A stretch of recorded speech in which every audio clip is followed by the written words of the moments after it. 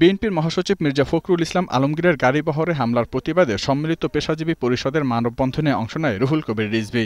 বক্তৃতায় তিনি বলেন, পাহাড় ধসের ঘটনা থেকে জনগণের দৃষ্টি প্রাতেই বিএনপির মহাসচিবের উপরে হামলা হয়েছে।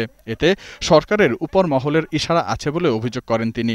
এটি অত্যন্ত পরিকল্পিত, নিশ্চয়ই এর পিছনে আরো বড় জায়গা থেকে ইঙ্গিত ছিল। এই ইঙ্গিতটা কেন? যে বিএনপির মতো বৃহত্তম রাজনৈতিক দলের মহাসচিবকে যদি এইভাবে একটা ঘটনা ঘটা যায়, তাহলে প্রধানমন্ত্রীর বিরুদ্ধে অভিযোগ, তিনি 168 জন লোক নিখোঁজ হয়ে গেল, মাটি চাপা পড়ল, তিনি আনন্দ ভ্রমণে আছেন, লন্ডনে আত্মীয় স্বজনের সাথে দেখা করছেন, উনি সুইডেনে অবস্থান করছেন। এই যে জনগণের মধ্যে একটা বিরূপ প্রভাব, এটিকে আড়াল করা। এর আগে একই দাবিতে জাতীয় প্রেস ক্লাবের সামনে আরেক মানববন্ধনে বিএনপির ভাইস চেয়ারম্যান শামসুজ্জামান দুদু বলেন, বিএনপির মহাসচিবের উপর হামলায় প্রমাণ করে দেশে কোনো আইনের শাসন নেই।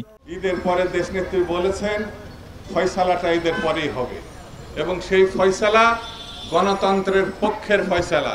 লুটপাট অব্যাহত রাখতেই গণবিরোধী বাজেট দেওয়া হয়েছে বলে অভিযোগ করেন বক্তারা।